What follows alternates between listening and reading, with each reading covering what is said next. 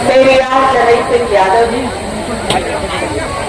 महामना रामस्वरूप वर्मा जी की ऐतिहासिक धरती पोखराया में आज सम्राट अशोक धर्म विजय दशमी के उपलक्ष्य में अरे तो बैरियर में कर दिए ना, बेड़ा कर दिए। इस मंच पर उपस्थित राष्ट्रीय शोषित समाज पार्टी के राष्ट्रीय अध्यक्ष थोड़ी देर पूर्व मंत्री उत्तर प्रदेश सरकार परम आदरणीय स्वामी प्रसाद मौर्य जी, मंचासीन शूद्र शिवशरण सिंह यादव जी, पूर्व विधायक माननीय भगवती सागर जी, इस मंच पर उपस्थित निषाद फूलन देवी जी के परिवार से सम्मानित सदस्यगण, महामना रामस्वरूप वर्मा जी के परिवार से सम्मानित सदस्यगण, पेरियार ललित यादव जी के परिवार से उपस्थित सम्मानित सदस्यगण, जिनका नाम ले पाए और जिनका नाम नहीं ले पाए, आप सभी सम्मानित जनता, पिता तुल बुजुर्गों का, इस देश की आधी आबादी अपनी माताओं बहनों का, गायक मंडली का, सुरक्षा में लगे सुरक्षा कर्मियों का, लोकतंत्र के सबसे मजबूत स्तंभ अपने पत्रकार बंधुओं का, और बारंबार इस कार्यक्रम के आयोजक, जिनका चिर परिचित अंदाज और जिनका चिर परिचित चेहरा जो मैंने अपने पिताजी डॉक्टर सोनेलाल पटेल जी के कार्यकाल से अपने घर में देखा, ऐसे बहुत धनी राम पैंथर जी का मैं आप सभी का बारंबार हार्दिक स्वागत, अभिनंदन करती हूँ, साधुवाद करती हूँ और आप सभी को शुभकामनाएं देती हूँ इस विजयदशमी के उपलक्ष्य। ये ऐतिहासिक दिन अपने आंचल में समेटे हैं दो महत्वपूर्ण चीजें। पहली, जब सम्राट अशोक ने कहा कि मगध साम्राज्य लोगों के दिलों पर राज करेगा, मैत्री के दम पर, करुणा के दम पर, और ये धर्म विजय की यात्रा आज से शुरू कर देगा और उद्देश्य होगा तथागत गौतम बुद्ध की देशनाओं को न सिर्फ मगध साम्राज्य, न सिर्फ इस देश बल्कि समूचे विश्व में परिवर्तित करने का। दूसरी घटना जो दीक्षा भूमि में भारत रत्न बाबा साहब भीमराव अंबेडकर ने 5 लाख लोगों की संख्या के साथ 22 प्रतिज्ञाओं का अनुपालन किया। ये गर्भ में है ये घटनाएं, लेकिन ये गर्भ में छुपी हुई घटनाएं ही हमारे भविष्य का रास्ता प्रशस्त करती हैं। बौद्ध धर्म, तथागत गौतम बुद्ध जो इस देश की धरती पर उत्तर से लेकर दक्षिण 3200 किलोमीटर तक फैले हुए और पूरब से पश्चिम तक 2300 किलोमीटर फैले हुए इस भारत देश की सीमाओं के अंदर जन्मे तथागत गौतम बुद्ध की धरती है। ये वो धरती है जिन्होंने संपूर्ण विश्व को तथागत गौतम बुद्ध की देशनाओं से आलोकित किया। और अगर आप इस देश के नाम के आगे से तथागत गौतम बुद्ध हटा दो तो इस देश भारत में दुनिया के विकास में ऐसा कोई काम, कोई योगदान नहीं किया है कि कोई हमारे देश का नाम तक जान पाए, क्योंकि इस देश की धरती पर तथागत गौतम बुद्ध ने जन्म लिया और उनकी देशनाओं ने, उनकी शिक्षाओं ने प्रकाशित करते हुए पूरे विश्व को आलोकित जगमगा दिया और ये देश को स्वर्णिम अक्षरों में लिखने का काम करती है। उन्हीं देशनाओं को, उसी आत्मज्ञान को, उसी सुखों के अंत की शिक्षाओं को लेकर के उसको अपनी जिंदगी में आत्मसात करके बाबा साहब भीमराव अंबेडकर ने जब उन मनवादियों को मनुवाद लिख दिया। लेकिन जब हमको मौका मिला, हमारे साथी को मौका मिला, एक दलित एक शूद्र को मौका मिला, तो उसने देश में बराबरी को लिख दिया, लिपिबद्ध करके संविधान की संरचना कर। मैं आप लोगों से कहने आई हूं कि संविधान को लिखने का मूल अवधारणा थी कि इस देश में सामाजिक न्याय स्थापित हो, इस देश में सामाजिक न्याय स्थापित हो, और इसलिए इस देश के हर व्यक्ति को राजनीतिक समानता इस संविधान के माध्यम से 1% 1 वोट का अधिकार दे दिया। लेकिन ये कहने में कतई गलत नहीं कि जिस सामाजिक न्याय की अवधारणा के साथ, जिस राजनीतिक समानता की अवधारणा के साथ इस संविधान को लिपिबद्ध किया बाबा साहब भीमराव अंबेडकर ने, अगर आज आप देखें तो अगर संविधान को लागू करने वाले लोगों की नीयत सही नहीं होगी तो तमाम ग्रंथों की तरह ये हम बहुजनों का ग्रंथ संविधान भी सिर्फ पन्नों की पोटली बन के रह जाएगी। इसलिए मैं आप का आह्वान करती हूं कि हमारे ग्रंथ संविधान को कागजों का पुलिंदा मत बनने दीजिएगा, बस अपनी ताकत के साथ सड़कों पर जाइएगा और बता देने का काम करिएगा कि इस देश में राज अगर कोई कर सकता है तो बहुजन कर सकता है, और इस देश में अगर ग्रंथ नहीं चलेगा अनंतकाल का तो सिर्फ संविधान चलेगा। आज देखिए सामाजिक न्याय कहा जा रहा है, 75 साल की आजादी और इस देश का समाज, बहुजन समाज, बहुसंख्यक समाज, सामाजिक न्याय की स्थापना के लिए अभी भी संघर्ष कर रहा है। सन 1990 में तत्कालीन प्रधानमंत्री वीपी सिंह जी ने मंडल कमीशन की सिफारिशों को लागू किया, क्रमबद्ध तरीके से लागू किया। सरकारी नौकरियों में 27% आरक्षण की घोषणा की उन शैक्षिक और सामाजिक तरीके से कमजोर लोगों के लिए। लेकिन आपको पता है, ये मंच मुझे मिला है तो मैं जरूर कहूंगी कि जैसे ही मंडल कमीशन की सिफारिशें लागू हुई उधर राम भक्ति चालू हो गई। और आज देखिए कि आरक्षण भले पूरा ना हो पाया हो, लेकिन राम भक्ति और हिंदुत्व एजेंडा जिस मात्रा में और जिस संख्या में आज इस देश में हम देख रहे हैं, आज हम देख नहीं पाते। मंडल कमीशन के लागू होने के रिस्पांस में इस देश में ये कमंडल लेकर के सड़कों पर उतर गए और बहुजनों के हक और अधिकार को काटने का काम करने लग गए। लेकिन ये कहना गलत नहीं होगा कि 27% का आरक्षण 52% लोगों को दिया। अरे भैया 1990 में भी ये 52% से बहुत ज्यादा थे। लेकिन अगर उस 52% को भी मैं आधार मान लूं तो मुझे आज तक समझ में नहीं आया कि मंडल कमीशन को लागू हुए महज 35 वर्ष हुए हैं और इन लोगों के पेट में इतने मरोड़े क्यों पड़ रहे हैं कि हर जगह इन लोगों ने हल्ला बोल दिया है और हर जगह हमारे ऊपर उंगली उठा करके हमारी क्षमता का आंकलन करने का प्रयास करते हैं। किसकी क्षमता और कैसी क्षमता, ये मैं आपसे पूछना चाहती हूं कि जब आपके सामने आपकी क्षमता पूछने वाले ये लोग आए तो इनसे पूछ लीजिएगा कैसी क्षमता और किसकी क्षमता।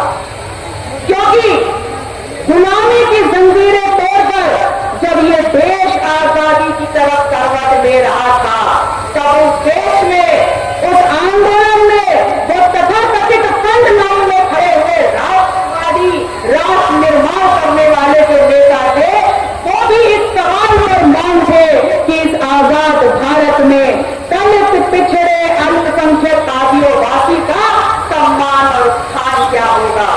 लेकिन मैं आपसे कहती हूं कि आज बड़े के साथ खड़े होकर जिस बुलंद और विकसित भारत की इमारत को देखकर हम अपना सीना ठोकते हैं, कभी एक बार निगाह उसके नीचे दबे हुए नींव के पत्थर में भी डाल लेना।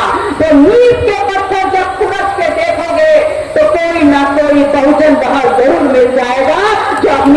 जिंदगी में सामाजिक न्याय की लड़ाई लड़ रहा था। और ये जो है ना, ये जो लड़ाई है सामाजिक न्याय की, ये कोई नया न्याय नहीं है, ये जमाने से चल रही लड़ाई है। लेकिन बड़े बुजुर्ग भले अनपढ़ रहे हों, लेकिन बोलचाल की भाषा में बहुत कुछ सच बोल जाते। और बड़े बुजुर्ग कहते हैं, बड़े बुजुर्ग ही तो कहते हैं कि आजमाए हुए तो जो आजमाए तो महामूर्ख कहलाए। और हम लोग बार बार इनको आजमा रहे हैं, ना इनकी सोच बदलेगी, ना इनकी नीयत बदलेगी। हमको अगर कुछ बदलना है तो अपनी सोच, अपने विचार तथागत गौतम बुद्ध और बाबा साहब भीमराव अंबेडकर से जोड़ते हुए अपने भविष्य और वर्तमान का निर्माण करना है। इस देश में या विश्व के किसी भी कोने में जाएं, जब जब अन्याय चरम पर होता है तो अन्याय के खिलाफ आंदोलन होता है। और आंदोलन हमेशा उस देश का गरीब शोषित तबका करता है। और जब आंदोलन होता है तो नई सत्ता स्थापित होती है और अन्याय को किनारे, कैंसर वाले टुकड़े की तरह किनारे फेंक दिया जाता है। मैं इतने विश्वास से ये बात क्यों कह रही हूं? मैं इतने विश्वास से ये बात इसलिए कह रही हूं कि इसी विश्व में, किसी वैश्विक पटल पर आपको उदाहरण मिलते हैं सत्ता पलटने के। फिर चाहे उदाहरण आप अफ्रीका से ले लीजिए, जहां रंग भेद का आंदोलन नेल्सन मंडेला के नेतृत्व में हुआ था, सत्ता पलटी और श्वेतों का सत्ता में आना हुआ। यही सत्ता का आंदोलन, यही बदलाव का आंदोलन, यही अन्याय के खिलाफ आंदोलन अमेरिका में मार्टिन जूनियर लूथर किंग के नेतृत्व में हुआ, जहां पर अफ्रीकी अमेरिकी मानवीय अधिकारों को लेकर आंदोलन हुआ और सत्ता पलटी, नई सत्ता स्थापित हुई। ऐसा ही अन्याय को झटका देने वाला आंदोलन जर्मनी, यूरोप में हुआ, जहां पर कार्ल मार्क्स ने पूंजीवाद के खिलाफ आधुनिक सामाजिक व्यवस्था को कायम कर दिया और नई सत्ता स्थापित कर दी। लेकिन हमारे देश में, आपको पता है, हमारे देश में चलने वाला ये सामाजिक न्याय का आंदोलन दुनिया का सबसे ज्यादा लंबा चलने वाला आंदोलन है। समझ में नहीं आता कि अभी और कितना संघर्ष बाकी है। समझ में नहीं आता कि अभी और कितने पुरोधा, कितने महापुरुषों को अपनी कुर्बानी इस आंदोलन को अंजाम तक ले जाने के लिए करनी पड़ेगी। दुनिया के किसी भी देश में भेदभाव नहीं है, व्यवस्था नहीं है, लेकिन हमारे देश में जो प्रकाशवान देश कहलाता है, उस देश में अगड़े भी हैं, पिछड़े भी हैं, दलित भी हैं, बड़ा ऊंच नीच है। दुनिया आज चांद पर जा रही है, लेकिन हम, जिसने दुनिया को शिक्षित किया, जिसने दुनिया को प्रकाश दिया, हम वो देश के लोग गाय, गोबर, दूध में विज्ञान ढूंढ रहे हैं। सोचिए क्या विषमता है। Change is the law of nature. प्रकृति का नियम है बदलाव, और जो बदलाव को आत्मसात करके आगे बढ़ता है वो बहुत आगे निकल जाता है। विश्व की शक्ति अमेरिका ने भी बदलाव अपनाया और शायद इसीलिए व्हाइट हाउस के अंदर पहली बार श्वेत राष्ट्रपति को बैठाया। लेकिन हम लोग वो है जो बदलाव कर ही नहीं पा रहे। और जिस दिन ये ठान लेंगे कि हमें बदलाव करना है, मैं आपको गारंटी देती हूं कि देश में 100% रूप से बाबा साहब भीमराव अंबेडकर के संविधान की एक एक अवधारणा जमीन से लेके ऊपर तक स्थापित हो जाएगी और हर समाज को उसकी हिस्सेदारी, उसके हक का हिस्सा, उसके हक का सम्मान बराबरी से मिल जाएगा। मैं आप लोगों से ये कहने आई हूं कि याद रखिए, और बहुत जरूरी है कि याद रखा जाए कि पूरी दुनिया में एक जिंदगी का निर्माण एक प्रक्रिया से होता है। एक बच्चे का जन्म कैसे होता है आप सबको पता है।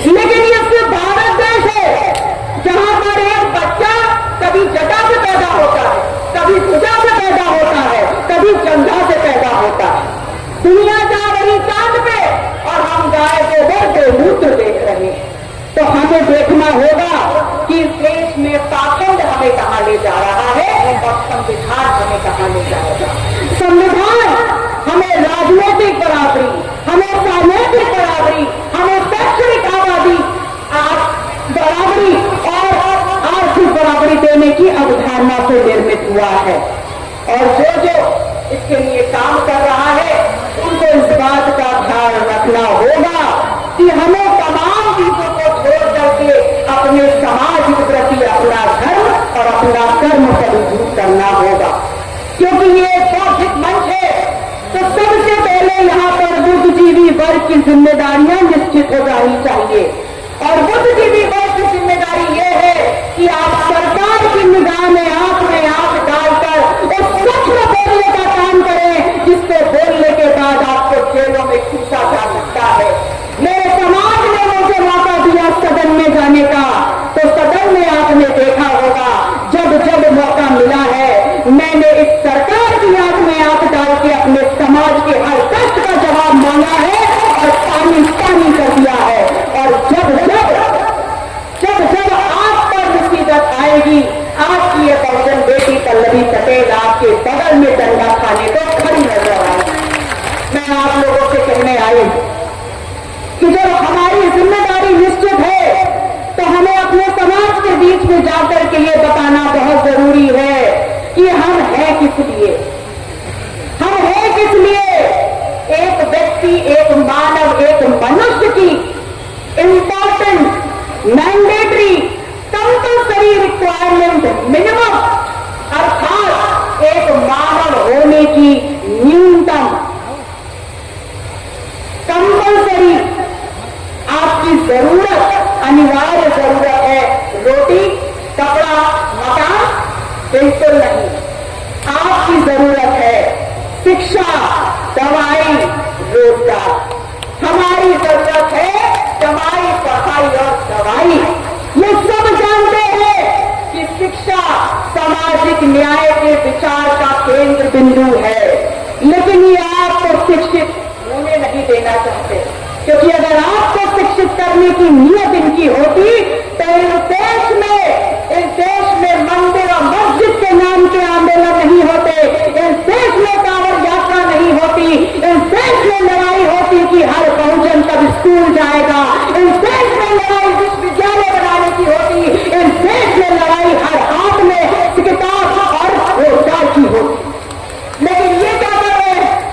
ये हमको कांवड़ यात्रा में ढकेल कर, ये हमको सत्यनारायण की कथा में ढकेल कर, ये हमको पूजा पाठ के आडंबर में ढकेल कर एक तथाकथित रिजर्वेशन लेकर के मंदिरों में बैठे हैं, जहां आपको उपदेश देते हैं कि मोह माया का त्याग कर दो बच्चा, लेकिन खुद अपनी अंटी में बंधी उस दान पाठ की चाबी का त्याग नहीं कर पाते, जहां आप अपनी मेहनत की कमाई का करोड़ों रुपया दान में लेके आते हैं।